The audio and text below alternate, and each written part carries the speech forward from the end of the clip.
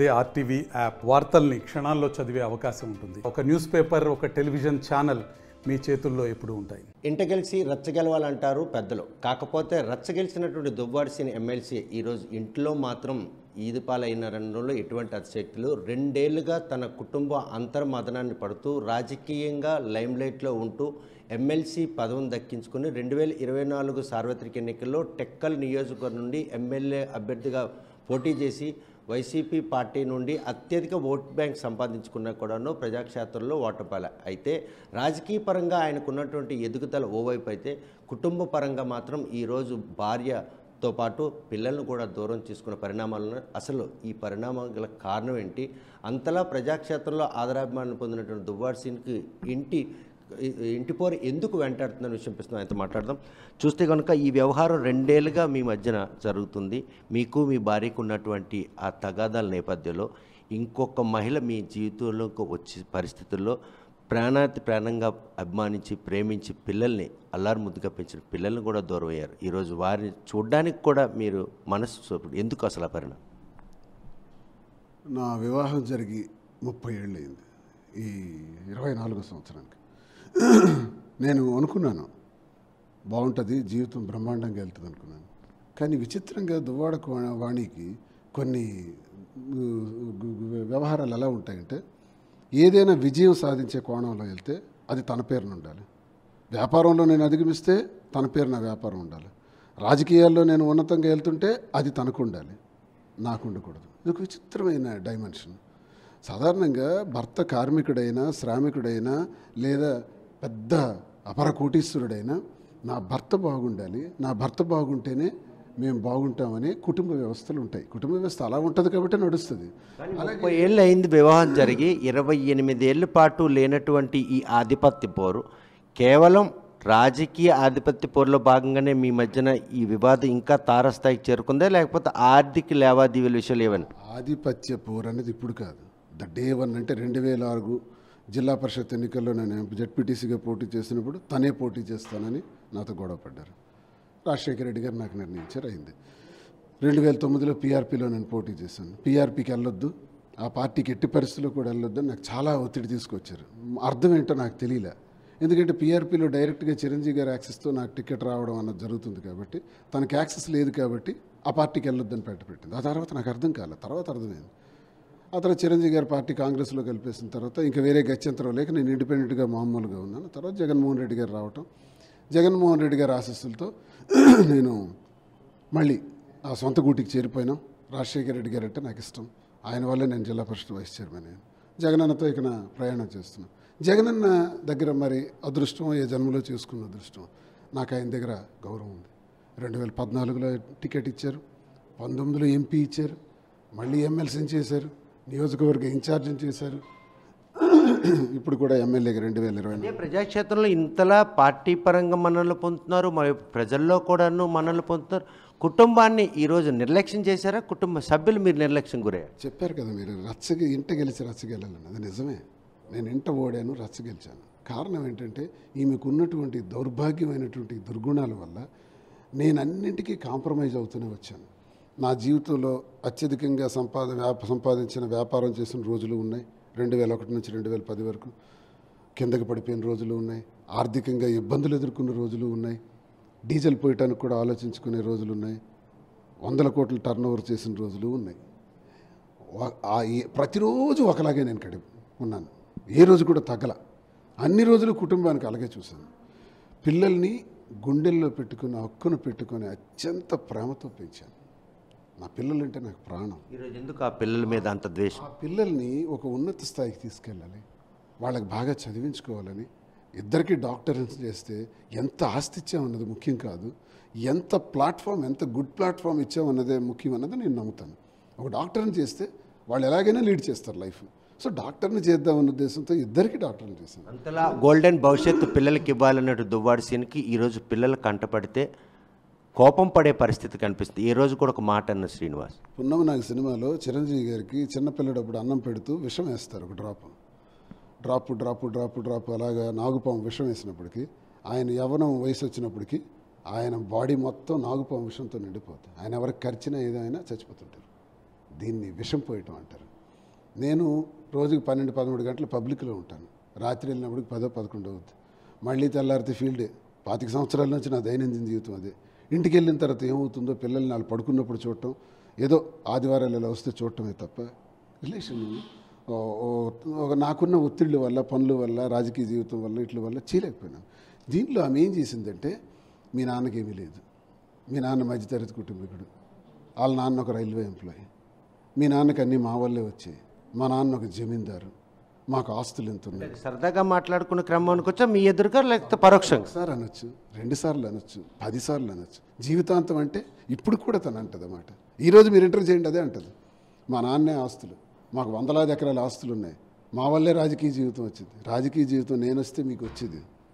రాజకీయ జీవితం రావాలన్నా, జీవితంలో ఏ హోదా రావాలన్నా చెమట ఓడిస్తే వస్తుంది. ప్రేమించి పెళ్లి చేసుకున్నటువంటి శ్రీనివాస్కి 30 ఏళ్ళ అనంతరం ఆ రోజే మీ జాతకాల కలవలేదని ఒక విషయం మీ భార్యాభర్తలు ఎప్పుడైనా గమనించారా? అది సరైన అవగాహన ఉన్న జీవితం కాదండి. మొదటి నుంచి పెళ్ళైన 1 ఇయరే బాగున్నాం. నిన్న వీడియోలో కూడా తను చెప్పింది, 2006లో పెళ్లి కాకముందు 94లో నువ్వు తనని చేసుకోవద్దమ్మా అని మా నాన్న అన్నాడు. 96లో బిడ్డ పుట్టిన తర్వాత 1 ఇయర్లోనే నువ్వు వచ్చే ఇంటికని అన్నాడు. నిజం, 100% నిజం. రాఘవరావు ఎంత నీచుడంటే కూతురుకు కూడా విషం పోస్తాడు. ఆడితో నువ్వు ఉండకు అని చెప్పిన మొట్టమొదటి మనిషి ఎవడంటే రాఘవరావే. అది నేను చెప్పింది కదా, వాణియే చెప్పింది. సో ఈ రాఘవరావు విషాన్ని పోసి నా మీద ద్వేషాన్ని పెంచాడు. అదే విషయాన్ని పిల్లలకి పోసింది వాణి. 30 ఏళ్ళగా ఇలాంటి అంతర్మదనం మీ మదిని పూర్తిగా చంపుకుంటూ ఎవరి కోసం మీ లైఫ్ను కొనసాగించారు? రాజకీయంగా స్థిరపడాలనే, వ్యాపారవేత్తగా పైకి రావాలనే, ఫ్యామిలీని మంచి భవిష్యత్తు ఇవ్వాలి. మధ్యతరగతి కుటుంబంలో పుట్టిన నేను, మా నాన్న మాకు నేర్పింది ఏంటంటే నిజాయితీ, లంచం తీసుకోవద్దండి. ఆ మాట ఈ రోజు వరకు నేను కట్టుబడి ఉన్నాను మా నాన్న చెప్పిన మాట వల్ల. లేకపోతే ఎలా అయిపోయి ఉండేవాడిని నాకే తెలియదు. చిన్నప్పటి నుంచి నాకు ఒక కోరిక ఉండేది, ఒక పాపులర్ మ్యాన్ అవ్వాలి. పాపులర్ మ్యాన్ అవ్వాలంటే ఏ రంగం ఎంచుకోవాలి? మహా అయితే నేను ఎంఏ ఇంగ్లీష్ చదివినందుకు ఒక టీచర్ అవుతాను, లెక్చరర్ అవుతాను, ఎవరికో నమస్కారం పెట్టుకుని ఉండాలి. నాకు అది ఇష్టం లేదు. కాబట్టి నేను పాపులర్ అవ్వాలంటే ఒకటి సినిమా రంగం, 2 రాజకీయ రంగం అనుకున్నాను. సినిమా రంగం ప్రయత్నించాను, చాలా నసీబు దొరకలా. రాజకీయ రంగంలోకి దూరాను. చిన్నప్పటి నుంచే వ్యాపారాలు, 22వ సంవత్సరం నుంచే నేను వ్యాపారాలు. బాగానే ఉన్నా కూడా ఒక ఎమ్మెల్సీగా ఈరోజు ఒక వివాహేతర సంబంధం కారణంగానే పిల్లలు, భార్య మిమ్మల్ని చేదరించుకున్నారు, నిజమేనా? కాదండి, నేను 30 సంవత్సరాల నుంచి ఉన్న గొడవ అని చెప్పాను కదా. ఆమె చెప్పింది 96 నుంచి మాకు పడదని. ఏ వివాహేతర సంబంధం ఉండవాళ్ళు రాఘవరావు 96లో వచ్చేయమన్నాడని చెప్పండి. ఆయనకి ఇల్లీగల్ కాంటాక్ట్స్ లేవని మాట కూడా ఒకటి చెప్పింది. మరి ఇల్లీగల్ కాంటాక్ట్స్ లేవు, 96లో మీ నాన్న ఎందుకు వచ్చేయమన్నాడు రాఘవరావు, ది సో కాల్డ్ రాఘవరావు? ఇప్పుడేంటి ఈ కథ? ఇప్పుడే ఇల్లీగల్ కాంటాక్ట్ 30 సంవత్సరాల తర్వాత వచ్చిందా? వివాహం అయిన తర్వాత 30 సంవత్సరాల తర్వాత ఇల్లీగల్ కాంటాక్ట్కి విలువ ఉంటుందా? ఆ మాటకి ఏమైనా గ్రావిటీ ఉంటుందా? దివ్వెల మాధురి ఎవరు? ఆమెకి మీకున్నటువంటి పరిచయం ఏంటి? ఆమెను అసలు మీకు ఎవరు పరిచయం చేశారు? ఆమె ముందేమైనా మీకు పరిచయస్తారా, లేకపోతే మీ కుటుంబానికి ఏమైనా ఫ్యామిలీ రిలేషన్? దివ్వెల మాధురి అంటే దివ్వెల గౌరయ్య గారు, సో కాల్డ్ అడ్వకేట్ వాళ్ళ కోళ్ళనే నాకు తెలుసు. అంతకుమించి నాకు తెలియదు. అమ్మాయి నేను ఎప్పుడు చూడలేదు, మాట్లాడలేదు. కానీ ఒకరోజు దువ్వాడ వాణియే మనకి ఈ అమ్మాయిని మనం తెచ్చి మండల్ కన్వీనర్ ఇవ్వాలి, ఈ అమ్మాయికి విపరీతమైనటువంటి క్రేజ్ ఉంది ఈ మహిళల్లో, భరతనాట్యం స్పెషలిస్టు, ప్రొఫెషనల్, విద్యార్థులు అందరూ ఉంటారు, మంచి గ్రిప్ ఉంది, ఓట్ బ్యాంక్ ఉంది, మనం తెచ్చుకుంటూ 2000 ఓట్లు కలిసి వస్తాయని తనే నాకు చెప్పి ఇంటికి పిలిచి ఆమెకు అధ్యక్ష పదవి ఇవ్వమని చెప్పి నేను అన్నాను, ఈ అమ్మాయి కుటుంబపరమైన వ్యక్తి కదా, ఈ అమ్మాయి రాజకీయాలకు పనికొస్తుందా, వాళ్ళ కుటుంబ నేపథ్యం కూడా ఎలా చేయరే అని అన్నాను. అంటే లేదు, మాట్లాడాను నేను వాళ్ళ పేరెంట్స్తో, వాళ్ళ అత్తవారితో మాట్లాడాను అన్నాను. పోనీ ఓకే, నిర్ణయానికి వస్తే ఓట్ బ్యాంక్ మనకు వద్దా, పెట్టుకుందాం అన్నాను. ఓకే, వచ్చిన రోజు నుంచి ఆ అమ్మాయి యాక్చువల్గా బేసికల్గా యాక్టివ్, చాలా యాక్టివ్గా పనిచేసుకొని స్పీడ్గా వెళ్ళటం ప్రారంభించింది. బాగుంది పార్టీ. యాక్టివ్ శ్రీనివాస్ కనెక్ట్ అయ్యారా? అండి, నా రాజకీయాల్లో ఎంతోమంది, కొన్ని వేల మంది నా దగ్గరకు వస్తుంటారు, 100 మంది వస్తారు వెళతారు. రాజకీయ నాయకుడికి ఒక కుటుంబంలా ఉండాలి. ఒక మీ కుటుంబం ఈరోజు విచ్ఛిన్నం అవడానికి ఆమె కారణమని బాటంగా పాలసీతో ఉంటానంటే, ఒక మహిళ నా దగ్గరికి వస్తే నా చెల్లి కానీ, లేకపోతే నా అక్క కానీ, లేదా నా తల్లి కానీ, నా కుటుంబ సభ్యురాలు కానీ నేను చూసినప్పుడే రాజకీయ నాయకుడిని ఒక దేవుడిగా చూస్తారు ప్రజలు. ఆ విషయాన్ని వాణి కూడా సుస్పష్టం చేశారు. ఇప్పటి వరకు వేరే ఏ మహిళతో కూడాను శ్రీనివాస్ సత్సంబంధాలు ఎటువంటి ఇల్లీగల్ లేవు, కానీ ఈ విషయంలో మాత్రం ఆయన ట్రాప్లో పడ్డాడు. 58 ఏళ్ల తర్వాత ట్రాప్లో పడ్డానికి నేనేమైనా చిన్నపిల్లోడినా? నాకు మధ్య బుద్ధి లేదా? లేకపోతే ట్రాప్లో పడడానికి నా దగ్గర కోహినూరు వజ్రం ఏమైనా ఉందా? లేకపోతే అధికారం ఉందా? హోదా ఉందా? చుట్టూ కత్తులు. వివిధ రకాల పార్టీకి చెందిన కూటమి పార్టీ నాయకులందరూ కూడా దువ్వాడి సిద్ధం ఒక్కడ దొరికితే చంపేద్దామని చూస్తున్నారు. ఫోన్ కాల్స్, ఏ నిమిషం చంపుతారో కూడా తెలియదు, కారుతో తగలబెట్టేస్తామని అంటున్నారు.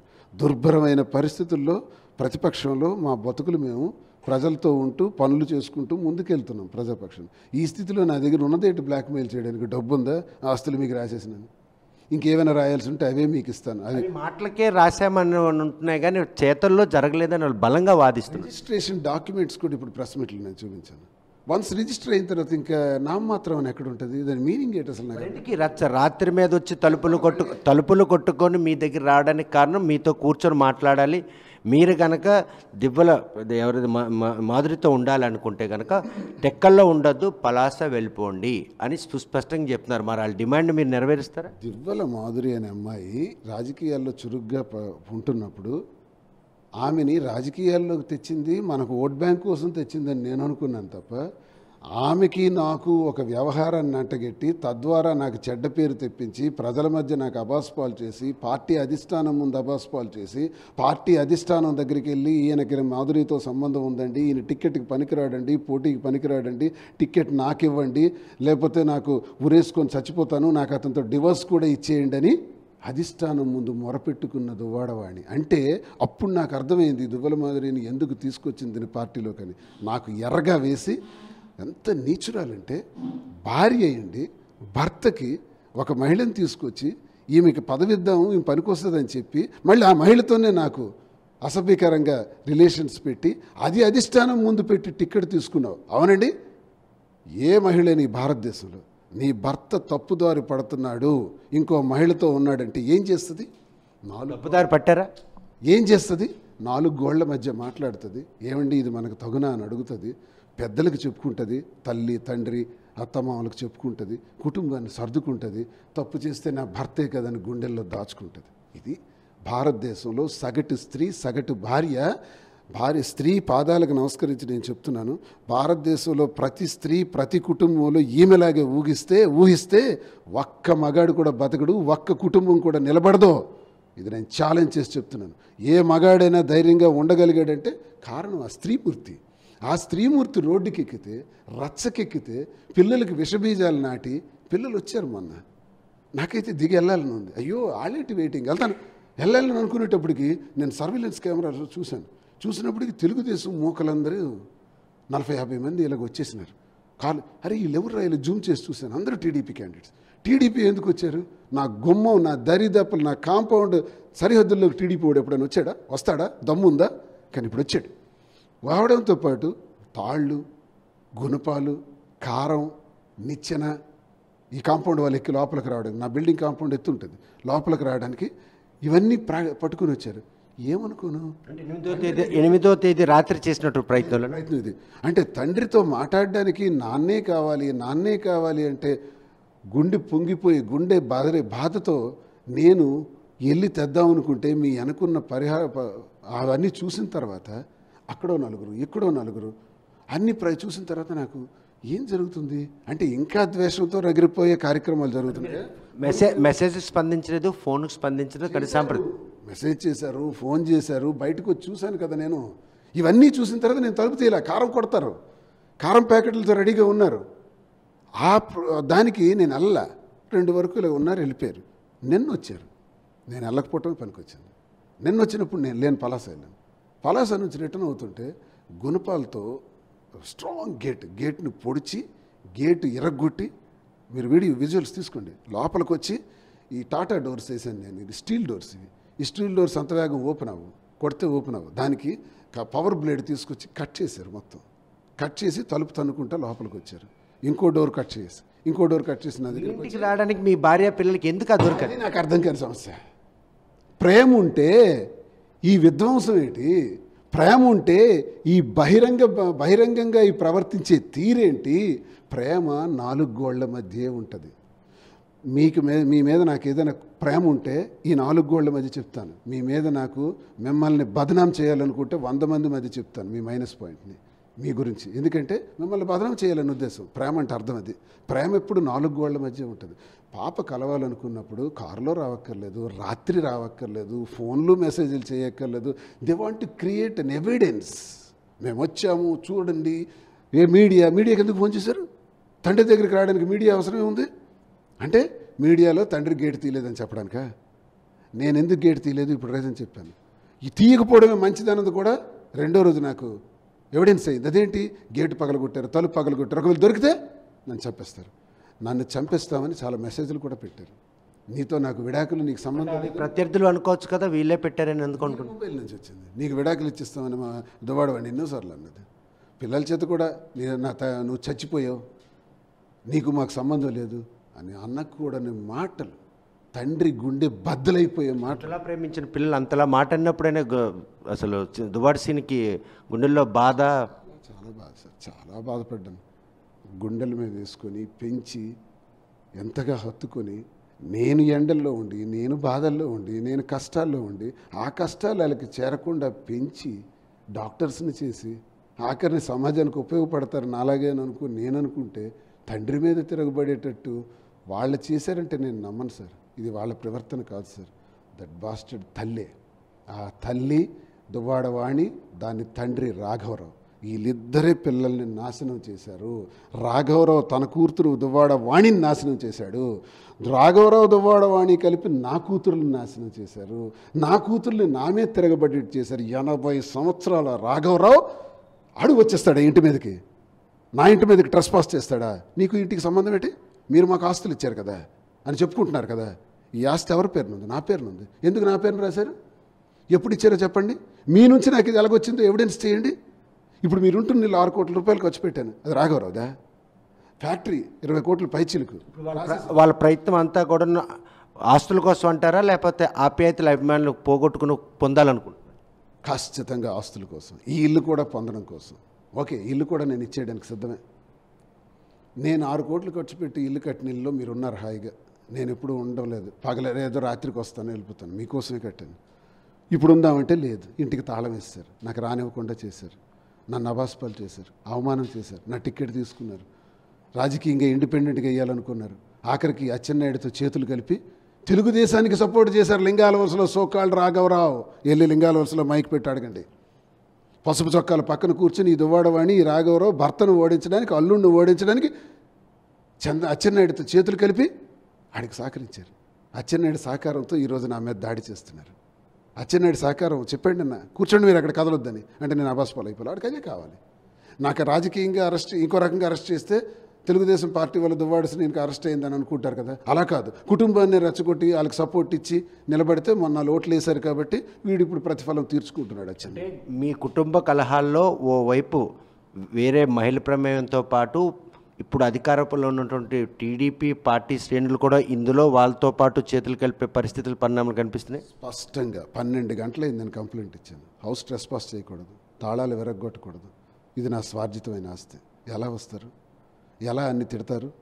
ఇంత దౌర్భాగ్యంగా మాట్లాడుతుంటే పోలీసులు ఎందుకు ఇంతవరకు చర్యలు తీసుకోలేదు? అక్కడి నుంచి ఫోన్లు వస్తుంటే అధికార పార్టీ తాలూకు ఒత్తిళ్ళ వల్ల వాళ్ళు ఏమీ చేయలేక చేతులు ఎత్తేసి నాకు వాళ్ళు హావభావాలు వ్యక్తం చేశారు. ఈ రాజకీయాల్లో ఉన్నాడు, నాకు తెలీదా ఏం జరుగుతుందో?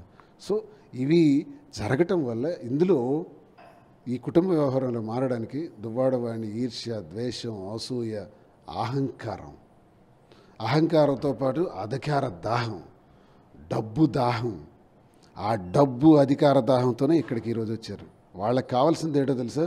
ఫైనల్ ఈ బిల్డింగు రాసి చేయడానికి నేను రెడీ. కానీ మళ్ళీ అక్కడలాగే తాళాలు వేస్తే, తాళాలు పగలగొట్టిన వారు, అక్కడ తాళాలు వేసిన వారు ఇక్కడ తాళాలు వేస్తే నేను ఎక్కడికి పోవాలి? నాయుడు గారు చెప్పండి, ఎక్కడికి పోవాలి? ఏమైనా నీడుందా? తాళాలు వేసే ప్రక్రియ కోసం ప్రస్తావించారు కాబట్టి దివ్యల ఏవైతే మాధురి ఉందో ఆమెతో మీకు అక్రమ సంబంధం ఉందని తెలిసిన తర్వాత మీరు ఇంటికి వెళ్ళే ప్రయత్నంలో మిమ్మల్ని అంగట్లో ఉంచి తాళాలు వేశారు, ఇంటికి రానివ్వలేదు పిల్లలు, భార్యకు. నిజమేనా? ఇప్పుడు మీరు ఇంట్లోకి వచ్చారు కదా, మా ఇంటి గర్భంలో ఉన్నారు, చూడండి ఎక్కడ మాధురి ఉందేమో. మాధురికి నాకు సంబంధం లేదు. మాధురి విషయంకి వచ్చేటప్పటికి మీరు అడుగుతున్నారు కాబట్టి 10 సార్లు నేను క్లారిటీ ఇవ్వాలి. మాధురి అన్న అమ్మాయిని రాజకీయాల్లోకి తెచ్చి అబాస్పాలు చేసి నాకు అమ్మాయికి రిలేషన్ ఉందని చెప్పి దుష్ప్రచారం చేసి టికెట్ పొందడానికి ఎత్తుగడేసిన దువ్వాడ వాణి. అయిపోయింది, ఎపిసోడ్ అయిపోయింది. నేనే ప్రకటించాను, నాన్నకి చెప్పాను, రిక్వెస్ట్ చేశాను, ప్రకటించాను. జగన్ అన్న నా ఒప్పించాను. ఆ తర్వాత మళ్ళీ గతి లేని పరిస్థితిలో గ్రాఫ్ పడిపోయిన తర్వాత మళ్ళీ అన్న నువ్వే చేయాలని చెప్పడం, నేను చేయటం అంతా జరిగిపోయింది. ఈ జరిగిపోయిన ఎపిసోడ్లో మాధురి అనే అమ్మాయికి అబాస్పాలు చేయటం వల్ల ఒకరోజు జరిగిన సంఘటన ఏంటంటే, ఆమెకి అత్తవారు భర్త ఇంటి నుంచి పంపించారు, కన్నవారు కూడా ఇంటి నుంచి పంపించారు. తనకున్న 3 పసిపిల్లలతో ఒకసారి ఘోరమైన పరిస్థితుల్లో ఆమె ఉన్నప్పుడు నేను మాట్లాడాలని పిలిచాను. వచ్చిన తర్వాత మాట్లాడాను. ఏంటి పరిస్థితి అంటే, నాకు మరి అవకాశం లేదు సార్, నేను చచ్చిపోదాం అనుకుంటున్నాను, మరి ఇంక నాకు అవకాశం లేదు, పిల్లలకి చంపేస్తాను, నేను చనిపోదామని అనుకుంటున్నానని సడన్గా వెళ్ళి ఒక రూమ్లోకి వెళ్ళి హ్యాంగ్ చేసుకునేటప్పుడు నాకు తెలియదు హ్యాంగ్ చేసుకుందని. ఏం జరుగుతుంది ఆ రూమ్లో నేను వెళ్ళి చూసేటప్పటికి ఆల్రెడీ ఇది రోప్ కట్టాడు, ఇది క్లాత్ ఏదో చున్నీ అనుకుంటాను. ఎక్కడ జరిగిన ఇన్సిడెంట్? విజయవాడ. చిన్ని ప్లేస్ చెప్పకూడదులేండి, హోటలే చెప్పకూడదు. అక్కడ హ్యాంగ్ చేసుకున్న తర్వాత జస్ట్ ఇంకా స్లిప్ అయిపోతుంది బాడీ, టక్ మని వెళ్ళి నాకు తెలియదు హ్యాంగ్ ఎలా ఆపాలో నాకు తెలియదు. ఇలా చెయ్యిని ఆపాను మెడ దగ్గర పెట్టి. అలా కూడా ఆపకూడదంట, టైట్ చేస్తుందంట. ఇలా ఆపాను నేను, ఆపి ఎలాగో పెనుగులాడుతూ పక్కకు తప్పించాను. అప్పటికే హాఫ్ హ్యాంగ్ అయిపోయింది.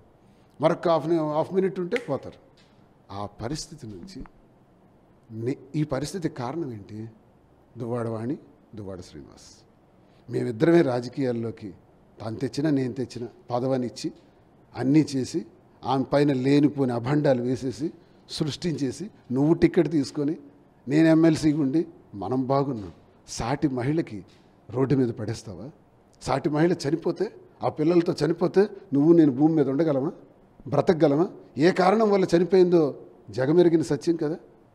దీన్ని మనం ఊపిరి తీసుకోగలమా? తర్వాత ఎన్ని ప్రమాదాలకు దారితీసి ఉండేది. ఆ రోజు దేవుడి దయ వల్ల నేను కాపాడటం జరిగింది. అప్పుడు నేను చెప్పాను, చనిపోవలసిన పరిస్థితి లేదు, నీకు అంతగా దౌర్భాగ్యమైన పరిస్థితులు ఎదురైతే నేను ఉన్నానని చెప్పాను.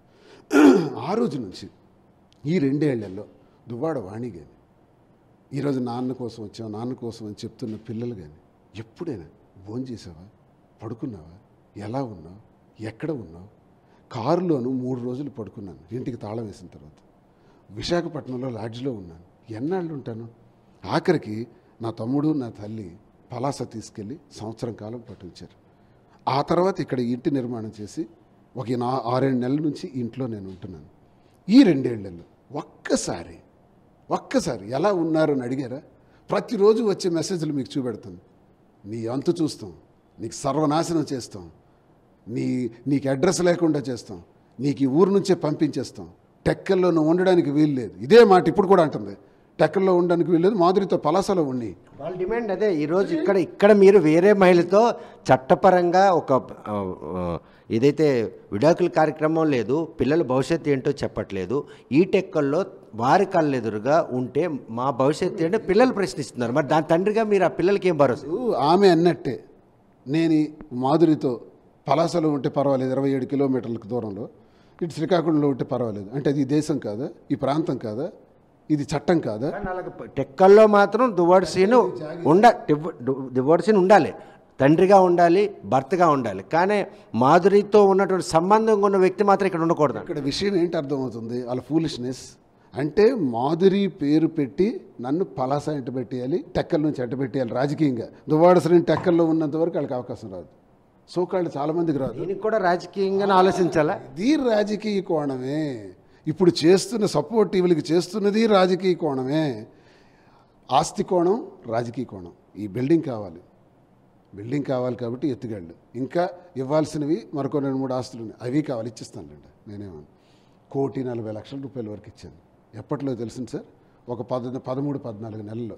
13-14 నెలల్లో నాలాంటి సామాన్యుడు 1,40,00,000 ఖర్చులకు ఇవ్వగలడా? నేను ఇచ్చాను. అంత స్టేట్మెంట్ ఉంది, మీకు కావాలంటే ఇస్తాను. ప్రతిదీ బ్యాంక్ స్టేట్మెంటే, ఫోన్పే ద్వారా. ఇవన్నీ నేను చేసింది దేనికి ఇచ్చాను? మీరని ఇచ్చాను, పిల్లలని ఇచ్చాను, ప్రేమతో ఇచ్చాను, మీరు బాగుండాలని ఇచ్చాను. నేను ఎన్ని బాధలు పడుతున్నా, నాకు ఎంత ఇబ్బందులు ఉన్నా మీకు నేను చూశాను.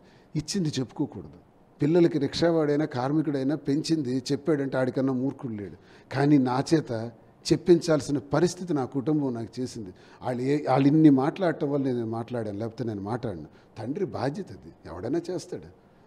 ఎవడికి ఏ తండ్రి స్థాయికి తగినట్టు ఆ తండ్రి చేస్తాడు, ఆ స్థాయికి తగినట్టు నాకు స్థాయి కన్నా ఎక్కువ నేను చేశాను. ఇన్ని చేసింది నేను ఈ రోజు కూడా చెప్తున్నాను.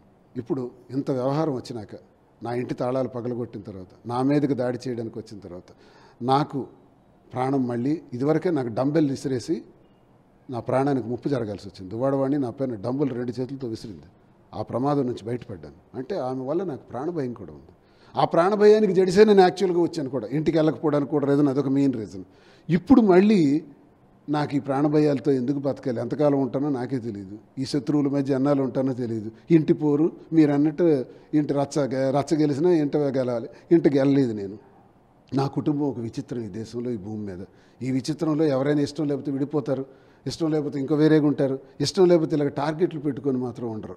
టార్గెట్లు పెట్టి ఆడు ఎమ్మెల్యే ఇచ్చాడు, పదవులు ఇచ్చాడు, ఆస్తులు ఇచ్చాడు, డబ్బులు ఇచ్చి ఆడు ఎలాగుండి మాకు అనవసరం, నేను ఎలాగున్నా పర్వాలేదు అంటున్నారంటే ప్రేమ ఉన్నట్ట లేనట్ట. ఆస్తులు అధికారం కావాలి అంటున్నారంటే నేను అక్కర్లేదా, ఉన్నట్టు అక్కడ అవసరం అన్నట్ట. ఏంటి మీ టార్గెట్ ఏంటి, మీ క్వశ్చన్ ఏంటి, మీ డిమాండ్ ఏంటి నా మీద చెప్పండి ఇప్పటికైనా. చెక్కడం లేదా? కన్ఫ్యూజన్. ఎందుకంటే కావాల్సింది ఒకటి, బయటికి చెబుతున్నది ఒకటి.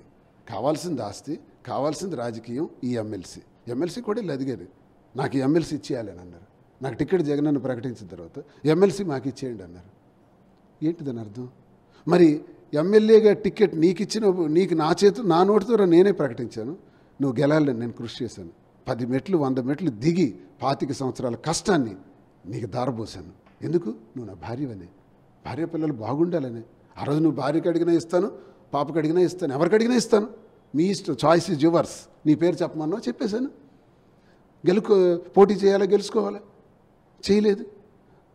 చుట్టూ తిరిగి నువ్వు పని చేయలేకపోవటం వల్ల నీ ఏవైతే అపఖ్యాత నా మీద చేసినావు, ఏ అభండాలు అయితే వేసావో జనంకి తెలుసు కదా, జనం విజ్ఞులు. ఇదేరా దువ్వాడ శ్రీనివాసన్ నాశనం చేసి టార్గెట్ చేసి బ్లాక్మెయిల్ చేసి టికెట్ తెచ్చుకుంది, ఈరోజు మన ముందు ఓట్ల కోసం వస్తుంది, దుర్మార్గురాలు అని జనం కొడితే గ్రాఫ్ పడిపోయింది. గ్రాఫ్ పడిపోయిన రీతికి మళ్ళీ ఆ టికెట్ నాకు వచ్చింది. నేను పోటీ చేసిన తర్వాత నీలో నిజాయితీ ఉంటే నువ్వు పార్టీకి చేసావా? గుండె మీద చెయ్యేసి చెప్పగలవా? నీ తండ్రి రాఘవరావు నువ్వు చేశారా? లింగాల వలస ప్రజలు చెప్పగలరా? అచ్చెన్నాయుడు చెప్పగలరా చేయలేదని? చేసుకుని వచ్చి భర్తను ఓడించడానికి అన్ని ప్రయత్నాలు చేసి ఓడించేసి ఈ ఇంటికి వచ్చి ఇల్లు నాది ఇచ్చేయండి అంటే మళ్ళీ నేను ఇస్తే, మళ్ళీ తాళం వేస్తే నేను ఎక్కడికి పోవాలి మహాప్రభు చెప్పండి. Duvvada Srinivas wife of Duvvada Vani. So next step, Duvvada Srinivas wife of Divvala Madhuri అనొచ్చా? లేదు. నాకు అమ్మాయికి ఉన్నది ఏంటంటే, కష్టంలో నాకు ఈ 2 ఏళ్ళు ఎవరూ పట్టించుకోనప్పుడు భోజనం, నా సమస్య, నా కష్టాలని ఆమె దగ్గరుండి చూసింది. సమాజం ఆ విషయాన్ని ఎవరు కూడా పరిగణనలు ఒక సంపన్న కుటుంబం చెందిన లైమ్లైట్లో ఉన్న ఎమ్మెల్సీ మీరు, పిల్లలు ఇద్దరు కూడా మేజర్సు, డాక్టర్సు, ఇంటెలెక్చువల్స్, వాళ్ళకి సమాజం మీద అవగాహన ఉంది. అటువంటి తరుణంలో ఆమె క్యారెక్టర్ని ఏ విధంగా సమాజంగా పరిచయం చేయబడి? ఈ నిర్ణయం, నేను ఆమె కలిసి కలవటం, క్యాంపులు వెళ్ళటం, గుళ్ళకి వెళ్ళటం, ఆమె నాకు వంట తయారు చేసి పెట్టడం, ఇది మంచిదని నేను అంటోలే, తప్పే. సమాజానికి ఇది వ్యతిరేకమే, ఇట్ ఈస్ మోరల్గా వ్యతిరేకమే, ఆమెకు కానీ నాకు కానీ ఏ జీవితానికి కానీ. ఇది సందేశంగా తీసుకోమని నేను ఎవరికి చెప్పట్లా. నా జీవిత పరిస్థితులు, నా కుటుంబ పరిస్థితులు నాకు అలా దాపురించాయి. ನನಗೆ చెప్పాను ప్రెస్ మీట్లో, నందమూరి తారక రామారావు గారు ఈ భూమి మీద ఒక దేవుడు, అతను కారణజన్ముడు. లక్ష్మీ గారి పార్వతి గారికి చేసుకున్నారంటే ఆయనకు అవసరమా? గతి లేక అంటే ఏంటి దాని అర్థం? ఆఖరి స్థితిలో ఒక సహకారం చేయుతుండే మనిషి కావాలని ఆయన చేసుకున్నారు తప్ప ఇంకే అవసరాల కోసం కాదన్నది అర్థం చేసుకోవాలి మనం. అలాగే అతనితో నేను ఉదాహరణ పోల్చుకోవడం కాదు, ఆయన దైవస్వరూపుడు, ఆయన నాకు ఇష్టం, నేను ఆయన అభిమాని. ఇప్పుడు పరిస్థితులు, పరిణామాలు మీకు అలాంటి సందర్భం తెచ్చాయి, కానీ విషమ సమస్య నుండి బయటపడడానికి ఒక మార్గం అంటూ సద్మార్గం ఎతికే పరిస్థితి. వాళ్ళతో మీకు విభేదం ఉన్నప్పుడు వారికి కావాల్సినటువంటి ఏవైతే ఆశలు కావచ్చు, మీ గురుతర బాధ్యత నిర్వర్తించిన తర్వాత ఆమెకు కూడాను ఈరోజు ఆమె కష్టాల్లో ఉంది. మీ వైఫ్ అండ్ హస్బెండ్ వల్లే ఈరోజు ఆమె తాలూకా క్యారెక్టర్ మీద మచ్చపడింది. వాళ్ళ భర్త వదిలేశారు, కుటుంబ సభ్యులు కూడా ఆవిడని పెడమకం పెట్టిన నేపథ్యంలో ఆవిడ ఈ పొడం మీద ఉండడానికి మీరు పరోక్షంగా దోహదపడ్డారు. ఆవిడకు ఒక పునర్జన్మ లభించింది అనుకోండి. దానికి ఒక సిస్టమేటిక్గా వెళ్ళుంటే ఈరోజు దువ్వాడ శ్రీనివాస్ ఇటువంటి చిక్కుల్లో ఇరుక్కుండేవారు కాదేమో.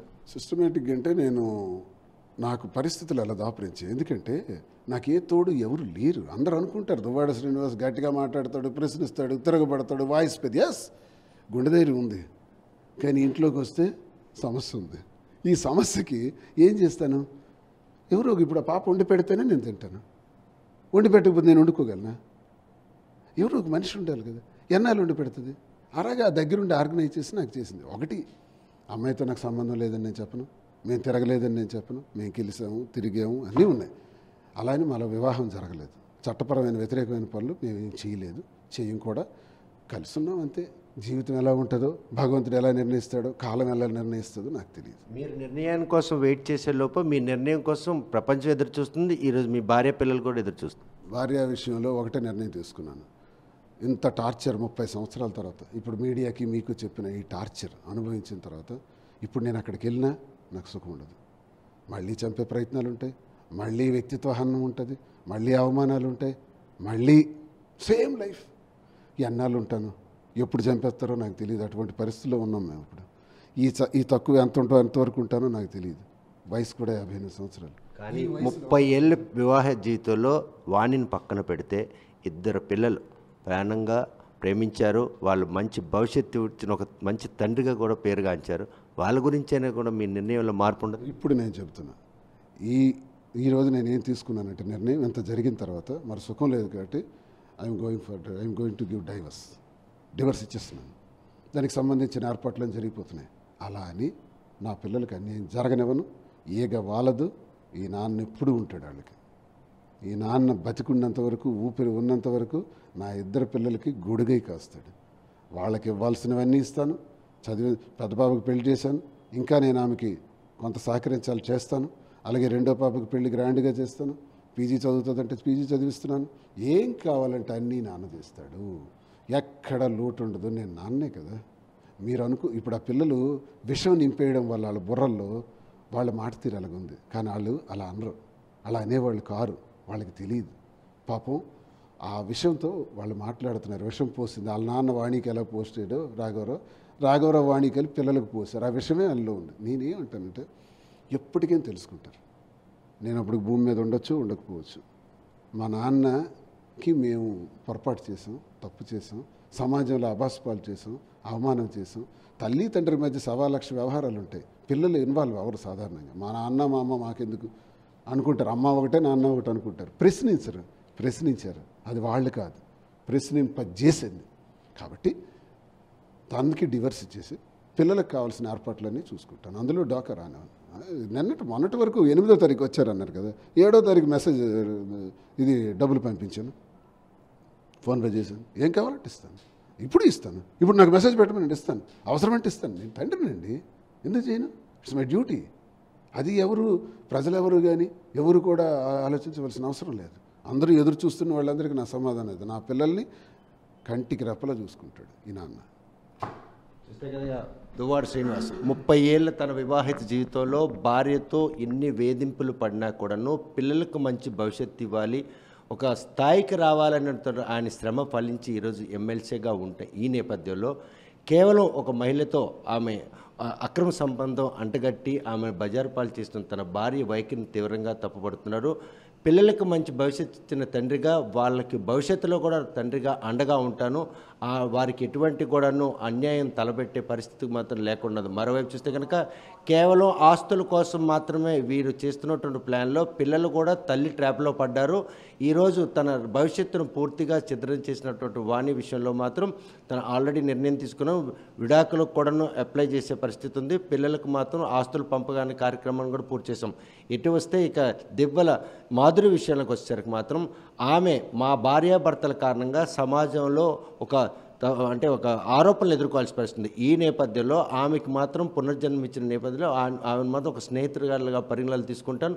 తన కష్టాల్లో ఉన్నప్పుడు చేదోటుగా ఉన్నటువంటి ఆమె విషయంలో మాత్రం ఒక స్నేహితుడిగా ఆదుకునేందుకు మాత్రం నేను సంసిద్ధంగా ఉన్నాను దువ్వాడ శ్రీనివాస్ స్పష్టం చేస్తాం. మరి భవిష్యత్తులో ఏం జరగబోతుంది? విడాకులకు అప్లై చేసిన శ్రీనివాస్కి కోర్టు విడాకులు ఇస్తుందా? వాణి తన పిల్లల్ని పెట్టుకొని ఈరోజు శ్రీనివాస్ను విడిచిపెడుతుందా లేకపోతే మళ్ళీ పగ సాధింపు ద్వారాగా అడుగులు వేస్తుందా అనే విషయం వేచి చూడాల్సిందే. వీడియో జర్నలిస్ట్ రామకృష్ణతో సత్యం, RTV శ్రీకాకుళం. మరిన్ని వీడియోస్ కోసం ఛానల్ ని సబ్స్క్రైబ్ చేయండి, లేటెస్ట్ అప్డేట్స్ కోసం వాట్సాప్ ఛానల్ ని ఫాలో చేయండి అండ్ లింక్ డిస్క్రిప్షన్ లో ఉంది.